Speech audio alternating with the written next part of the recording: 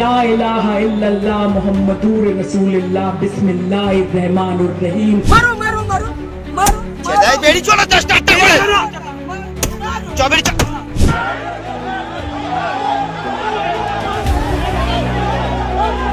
यहाँ का सनातन खत्म हो जाए। रक्षा न करी ये हम दावे के साथ कहते। दोस्तों, भारतीय जनता पार्टी सोच रही थी, बीजेपी सोच रही थी कि पश्चिम बंगाल में धर्म की राजनीति कर पश्चिम बंगाल में अपनी सरकार बना लेंगे। धर्म के नाम पर हिंदू मुसलमान मस्जिद मंदिर कर अपनी सरकार बना ली जाए पश्चिम बंगाल में। पर उनके सामने कैसे एक चुनौती खड़ी हो गई, सयानी घोष। दोस्तों, आपको पता होगा टीएमसी की सांसद है सयानी घोष, जिनको छोटी ममता भी कहा जाता है, जो सबसे ज्यादा जानी जाती हैं अपने दमदार भाषण से, कि अपने भाषणों में कैसे सीधा सीधा हमला और चेतावनी देती हुई, हर चीज का कट्टर जवाब देती हुई हमेशा सरकार को नजर आती है सयानी घोष। दोस्तों, जहां भाजपा सोच रही थी ना कि धर्म की राजनीति कर देंगे, वहीं सयानी घोष का एक भाषण पूरी भाजपा पर भारी पड़ता हुआ नजर आ रहा है, जिस भाषण में उन्होंने पढ़ दिया कलमा, और कलमे के साथ साथ दोस्तों हनुमान चालीसा भी साथ में पढ़ दी। ला इलाहा इल्लल्लाह मुहम्मदुर रसूलुल्लाह बिस्मिल्लाहिर्रहमानिर्रहीम। जय मुखे बोल जय हनुमान ज्ञान गुण सागर, जय कपीस तिहु लोक उजागर, रामदूत अतुलित बल धामा। अब ये सुनते ही भाजपा की बौखलाहट जो पहले से ही थी वो दोगुनी होती हुई नजर आई। पूरी भाजपा जिसने सोचा भाई कि मस्जिद के नाम पर, मंदिर के नाम पर, हिंदुओं के नाम पर, मुसलमानों के नाम पर वोट बटोर लिए जाएं, अब वो भाजपा डरी सहमी सयानी घोष के सामने नजर आ रही है। दोस्तों, सयानी घोष जो हैं, अगर आप संसद में भी उनके वीडियो उठाकर देख लें, आप देख लें कि टीएमसी के जितने भी प्रचार इस चुनाव में हुए हैं, उनके भाषण, उनके बोलने का तरीका अगर आप देखें तो आप भी सोचेंगे कि कैसे, कितनी एकदम कट्टर सांसद हैं और कितनी बेहद मजबूत सांसद हैं ये, कितने मजबूत नेता हैं। छोटी ममता कहा जाता है क्योंकि वही सरल साधारण कपड़ों में प्रचार में, हर प्रचार में वही ममता वाला रूप वो धारण करती हुई दोस्तों नजर आई।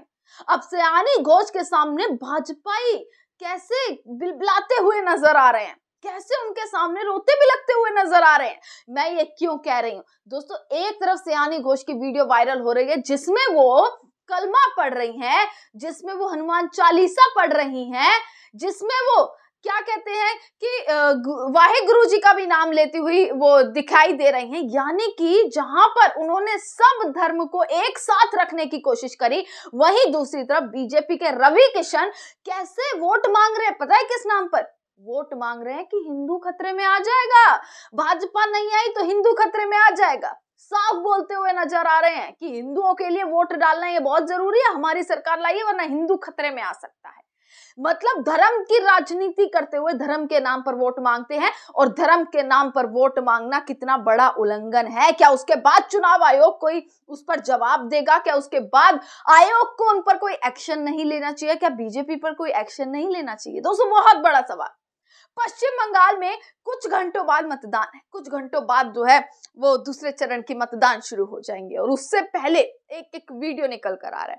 और खास कर दोस्तों, जो प्रचार प्रसार, जो जन सैलाब आपको टीएमसी के उसमें दिख जाएगा, जन रैलियों में दिख जाएगा, जन सभाओं में दिख जाएगा, जितनी भीड़, जितना जन सैलाब आपको उनकी रैलियों में दिखेगा, उतना आपको बीजेपी की किसी भी रैली में नहीं दिखेगा। और क्या यही एक इस बात का संकेत है कि बम्पर जीत जो है वो होने जा रही है ममता बनर्जी की? और ममता बनर्जी की सांसद सयानी घोष ने जो मेहनत करी है ना इस बार जमीन पर, वो दोस्तों वाकई काबिले तारीफ है।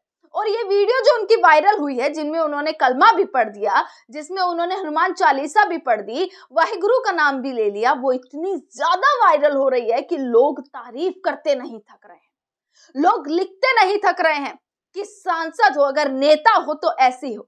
और दोस्तों, इससे पहले भी सयानी घोष की बहुत सारी वीडियो वायरल हुई हैं कि कैसे हंसते मुस्कुराते वो सीधा प्रहार करती हैं, हंसते मुस्कुराते जवाब दे देती है सरकार की एक एक बात का।